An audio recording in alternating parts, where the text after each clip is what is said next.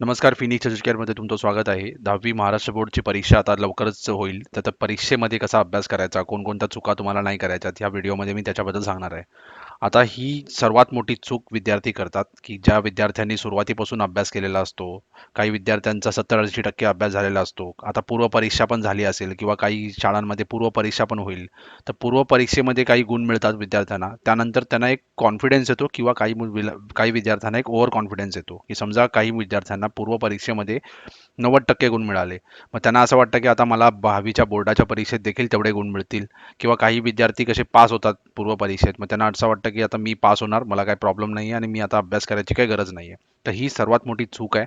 त्यामुळे काय होतं की काही विद्यार्थ्यांचे मार्क्स कमी होतात बोर्डामध्ये किंवा काही विद्यार्थ्यांचा कसे शाळेत पहिला नंबर किंवा दुसरा नंबर असा येतो, मग ते मागे जातात.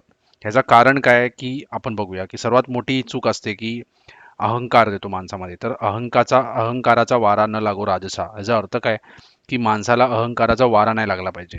वारा म्हणजे डोक्यात नाही गेलं पाहिजे, हवा हवा झाली नाही पाहिजे, की समजा काही विद्यार्थ्यांना पूर्व परीक्षेमध्ये पहिला पहिला नंबर आला किंवा पहिलीपासून 9वी पर्यंत 10वी पर्यंत पहिला नंबर येतो विद्यार्थ्यांचा. मग अशा विद्यार्थ्यांना एक अहंकार येतो, की आता मी या वर्षी पण पहिला येणार, 10वीच्या परीक्षेत पण पहिला येणार. किंवा काही विद्यार्थी पहिला वगैरे असं काही येत नाही, पण पास होतात किंवा त्यांना चांगले गुण मिळतात, 70-80% मिळतात. त्यांना असं वाटतं की आता अभ्यास करायची गरज नाही आहे.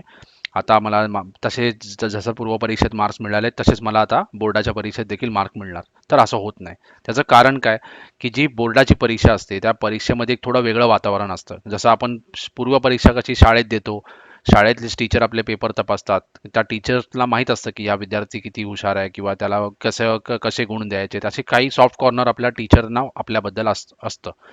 तसे ते गुण देतात. ठीक आहे. 10वीच्या परीक्षेची परीक्षा असते, त्याचं वेगळ्या शाळेमध्ये तुम्हाला जावं लागतं. कधी-कधी तुमच्या शाळेत सेंटर येतो. बहुतांश वेळी काय असतं, की आपल्याला वेगळ्या शाळेत जावं लागतं.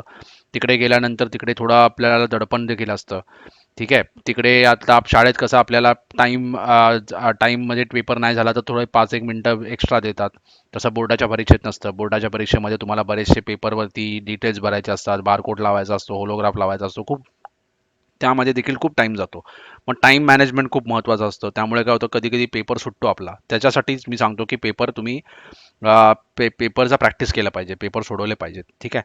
ते एक झालं. दुसरं एक महत्त्वाचं असतं 10वी की आपले जे पेपर आहेत ते कोण तपासतं आपल्याला माहीत नसतं. अनोळखी टीचर असतात, ते पेपर तपासतात. त्यांची तपासण्याची स्टाईल वेगळी असते. आपल्या शाळेत ज्या टीचर असतात त्यांची स्टाईल वेगळी असते. ठीक आहे. मग आता तुम्हाला काय करायचं आहे, की आपल्या हातात नाही आहे की पेपर कोण तपासणार, की बोर्डाचं सेंटर कुठे येणार, हे आपल्या हातात नसतं. आपल्या हातात असतं की अभ्यास कसं करायचा आहे. तर अभ्यास करायचा, जसा तुम्ही अभ्यास आतापर्यंत करत आलात, चांगला अभ्यास केला म्हणूनच तुम्हाला चांगले गुण मिळालेत. तर तुम्ही काय करायचं आता, की तो सातत्य ठेवायचं आहे, की तुम्हाला जे गुण मिळत आहेत, जे तुम्हाला नंबर येत आहेत किंवा तुमचा जो गुण मिळत आहे, तुम्ही पास होताय, हे तुमच्या डोक्यात नाही गेलं पाहिजे. नाहीतर काय होतं, की मुलं एक सॅटिस्फाईड होऊन जातात, की चला ठीक आहे, आता मी पास झालो, आता मी बोर्डात पण पास होणार, पूर्व परीक्षेत मला चांगले गुण मिळाले, आता बोर्डात पण चांगले गुण मिळणार. तर याची गॅरंटी नसते. तुम्हाला जे आता गुण मिळाले त्याच्यापेक्षा जास्त गुण देखील मिळू शकतात. मी असं नाही म्हणत की कमी मिळतील, पण त्यासाठी तुम्हाला सातत्य ठेवावं लागेल, अभ्यास नेहमी करावा लागेल आणि त्याच्यामध्ये काही खंडन नाही असलं पाहिजे, की जोपर्यंत तुमची परीक्षा संपत नाही, शेवटचा जो पेपर संपत नाही, त्याच्यापर्यंत तुम्हाला अभ्यास करायचा आहे. तरच तुमचे जे मार्क्स आता आहेत ते वाढणार किंवा तेवढे राहणार. तेवढे नाही राहिले पाहिजेत, वाढलेच पाहिजेत. त्यासाठी तुम्हाला अभ्यास करावा लागेल. तुमच्या डोक्यात हवा नाही गेली पाहिजे, की असे बरेच मी विद्यार्थी बघितले जे पूर्व परीक्षेमध्ये त्यांना चांगले गुण मिळतात. कधी-कधी काही लोकं परीक्षेत पहिले देखील येतात शाळेत.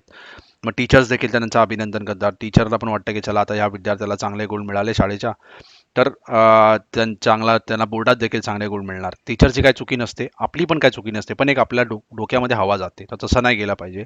शेवटपर्यंत तुम्ही अभ्यास केला पाहिजे.